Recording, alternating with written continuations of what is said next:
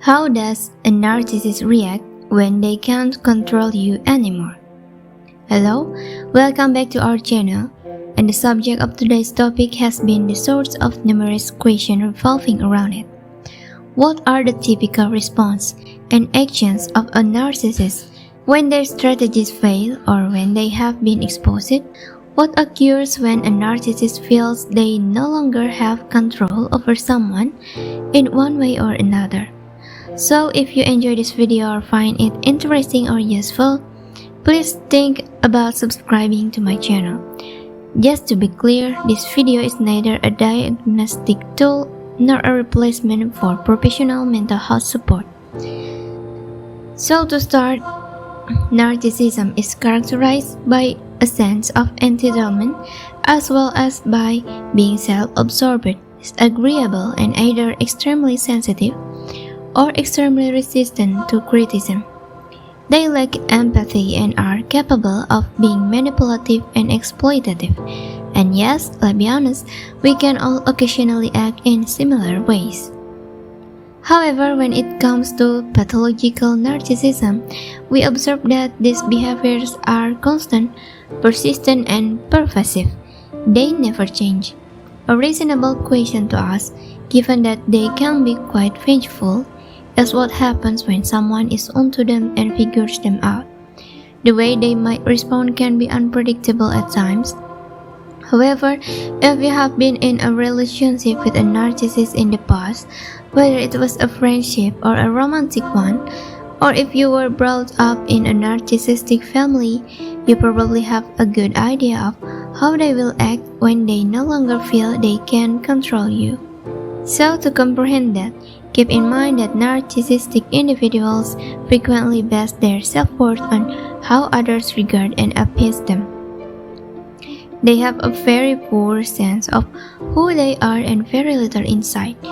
They crave attention and validation, and if others refuse to give it to them freely or to their sometimes unreasonable standards, they will manipulate, coerce, bully, guilt-trip, and shame others in an effort to get what they want. They act in very shameful ways to get away from their internal world of envy and guilt, which is odd because they seem to live in this internal world constantly. And those actions, such as undervaluing, rejecting, punishing, cheating, mocking, and so forth, are frequently what turn people away. Therefore, they frequently apologize, which, believe it or not, is one of their common behaviors whenever they do lose control of someone. They might even apologize in person. They may be sorry for what they did and the suffering it caused, but that isn't necessarily the case. They regret the consequences they know they will experience more often than not. They feel bad about being left behind. They regret that people can now perceive them honestly. Perhaps an apology is offered, but it is accompanied by an explanation.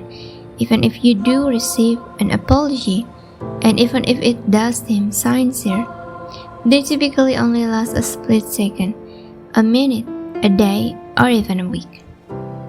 Typically, they resume doing the same things. The extremely talented individuals simply come up with another method of carrying out the same task. If they sound like they are attempting to reason with you, it might not even be an apology. The second common behavior is that if a narcissist is exposed, they are typically not going to admit the truth. Now that you think about it, they are not going to admit their toxic behavior to you or to anyone else if they don't admit their own mistakes, errors, misjudgments, limits, or anything else to themselves. In contrast, there are typically many unfounded accusations. Change what you have said or done, assert that you did or said things that you didn't do or say intentionally, misinterpret you and your intentions, with the operative word being intentionally. Some people are very skilled at doing this, and if you have been in a long-term relationship with one of these people, they have had plenty of time to hone their manipulation and gaslighting techniques. You might even start to doubt yourself, especially if it appears that other people are actually believing them. Those who are covert narcissists excel at acting humbly and contritely while being extremely passive-aggressive. Thirdly, if they hadn't cut you off from your friends, family, and coworkers after the breakup, they may start contacting them. Their typical message will be along the lines of, "I'm really worried about them. About the person, I'm really worried. I haven't heard from him in a while. I'm worried about them," or if you were a member of a club, a group, or anything else they might find they suddenly have an interest in it. They will begin to arrive and manifest. They will begin participating in the activity, joining the group, or doing whatever it is, and interacting with your friends there. They might even reach out to your family and friends to invite them to their home or to visit them. Demonstrate that they are truly good people who are not at all what you may have imagined them to be.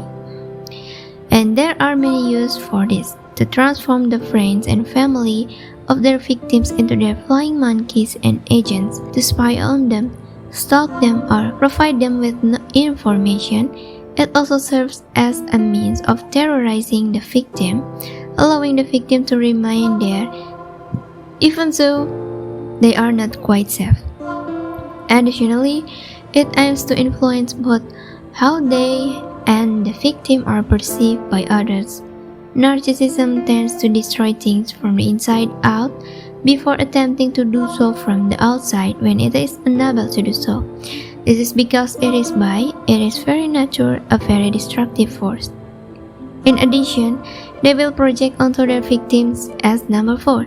Typically, they attempt to emotionally manipulate their victims into accepting accountability for their deeds and bad behavior. Following a breakup of some sort, whether it be a friendship, a romantic relationship, or anything else, all that pain, guilt, and shame are now being dumped onto the victims, and they will do whatever it takes to try and manipulate the victim's emotional side in order to make them feel pity and sympathy for them. They sure can be persistent, my goodness. They keep on pleading, sobbing, beseeching, and getting angry until the victim expressed their feeling about how they were treated and even apologize for being unable to put up with the shit that they had to endure. They wet the bed and blame the blanket is a praise I frequently use to describe the fifth common behavior, that they are nasty and vengeful. How dare you discover their lies? You are a fool to think that you have to put up with their nonsense any longer.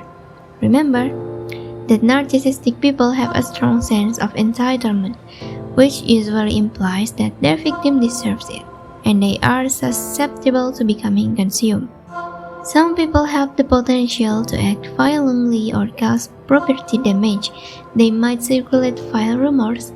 They might consciously withhold help, materials, or information, anything at all that they think will help them regain control and a sense of power over their victims. In some ways, it seems as though they believe they must impart a lesson of their victims. 6.